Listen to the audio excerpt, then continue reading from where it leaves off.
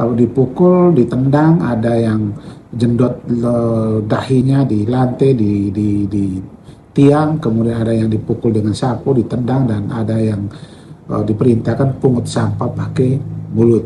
Dan itu ada. Dinas Pengendalian Penduduk dan Keluarga Berencana, Pemberdayaan Perempuan dan Perlindungan Anak atau DP2 KBP 3A menerima aduan terkait dugaan kasus kekerasan fisik yang dialami 69 siswa di Rumah Retret Mageria, Kabupaten Sika. Atas aduan tersebut, sebagai rencana intervensi lanjutan kasus, maka diadakan konferensi kasus beberapa waktu lalu.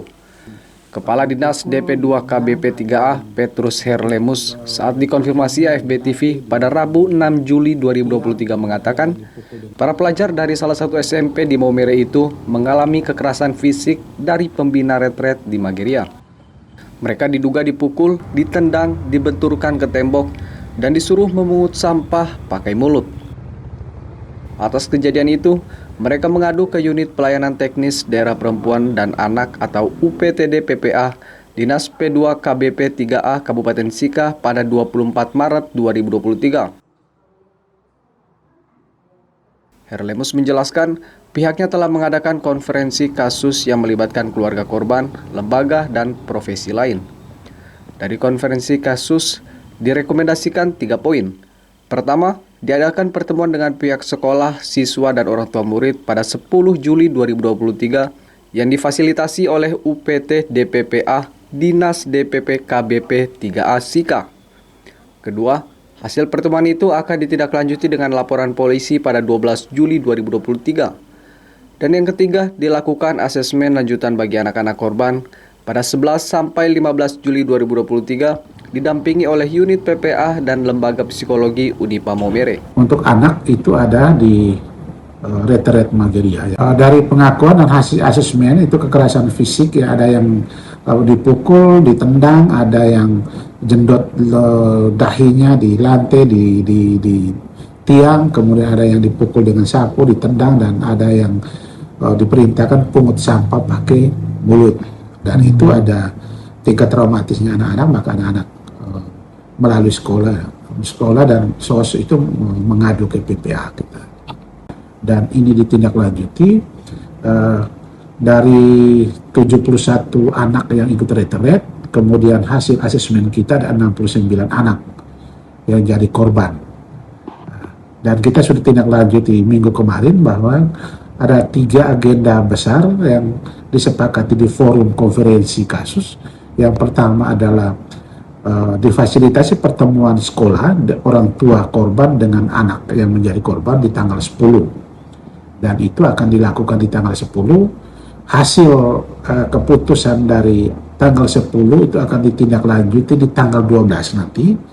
Kalau memang ada rekomendasi atau korban dan orang tua serta sekolah bersikeras untuk ditindaklanjuti, maka dinas memfasilitasi, mendampingi untuk agenda kedua ditindaklanjuti, melapor kasus ini ke PPA Polres Sika. Kemudian agenda ketiga yang disepakati minggu kemarin itu adalah asesmen lanjutan dari 69 anak yang kemarin jadi korban. Kita akan memantau bagaimana tingkat traumatis anak yang mendapat kekerasan.